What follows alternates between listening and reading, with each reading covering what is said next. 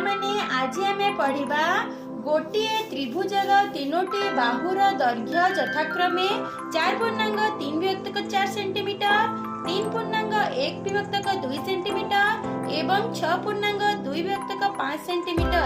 ତେବେ ଏହାର ପରିସୀମା କେତେ? ପିଲାମାନେ ଆମେ ଜାଣିଛୁ ତ୍ରିଭୁଜର ତିନୋଟି ବାହୁର ଦୈର୍ଘ୍ୟ ଯଥାକ୍ରମେ ଏତିକି ସେଣ୍ଟିମିଟର ଥିଲେ ଏହାର ପରିସୀମା ନିର୍ଣ୍ଣୟ କରିବାର ସୂତ୍ର କ'ଣ? ସୂତ୍ର ହେଲା ତିନି ବାହୁର ସମଷ୍ଟି। ତ୍ରିଭୁଜର ତିନି ବାହୁର ସମଷ୍ଟି ତ୍ରିଭୁଜର ତିନି ବାହୁର ସମଷ୍ଟି। ତ୍ରିଭୁଜର ଗୋଟିଏ ବାହୁ ହେଲା 3.1 ବିଭକ୍ତକ 2 ସେଣ୍ଟିମିଟର, ଅନ୍ୟ ବାହୁ 4.3 ବିଭକ୍ତକ 4 ସେଣ୍ଟିମିଟର ଏବଂ ଆଉ ଗୋଟିଏ ବାହୁ 6.2 ବିଭକ୍ତକ 5 ସେଣ୍ଟିମିଟର। ତେବେ ତ୍ରିଭୁଜର ପରିସୀମା କେତେ? ତ୍ରିଭୁଜର ପରିସୀମା ଅର୍ଥାତ୍ ତିନି ବାହୁର ସମଷ୍ଟି।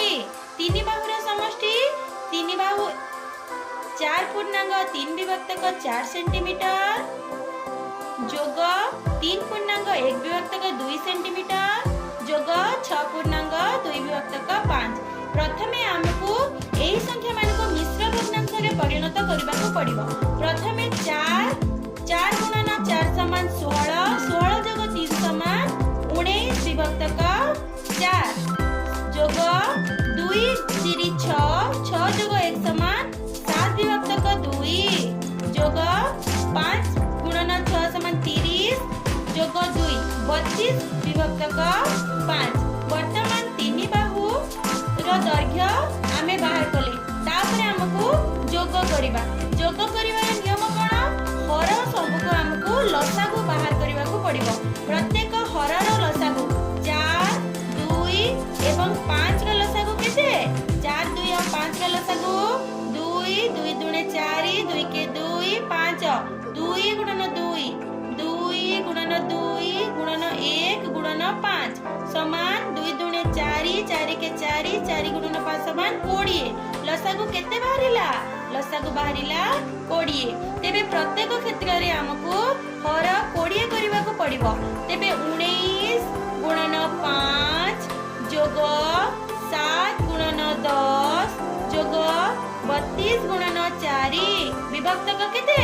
ବିଭକ୍ତକ 20 ସେଣ୍ଟିମିଟର ସମାନ 95 ଯୋଗ 70 ଯୋଗ 128 ବିଭକ୍ତକ 20 ସମାନ ଯୋଗ କରିବା। ଆମେ ଯୋଗ କଲେ କେତେ ବାହାରିବ? 293 ବିଭକ୍ତକ 20 ସେଣ୍ଟିମିଟର।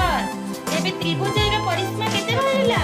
293 ବିଭକ୍ତକ 20 ସେଣ୍ଟିମିଟର। ଏବେ ଆମେ ତାହାକୁ ପ୍ରକୃତ ଭଗ୍ନାଂଶରେ ପରିଣତ କରିବା। ପରିଣତ କଲେ କେତେ ହେବ? 14.13 ବିଭକ୍ତକ 20 ସେଣ୍ଟିମିଟର। ଅତଏବ ଉତ୍ତର କେତେ ବାହାରିଲା? ଅତଏବ ତ୍ରିଭୁଜର ପରିସୀମା ହେଉଛି 14.13 ବିଭକ୍ତକ 20 ସେଣ୍ଟିମିଟର।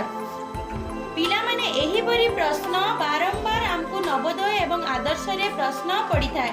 ଛୋଟ ଛୋଟ ପିଲାମାନେ ପ୍ରତ୍ୟେକ କ୍ଷେତ୍ରରେ ସବୁ ସମସ୍ୟାର ସମାଧାନ ନିଜେ ବୁଝି କରିବା ଉଚିତ।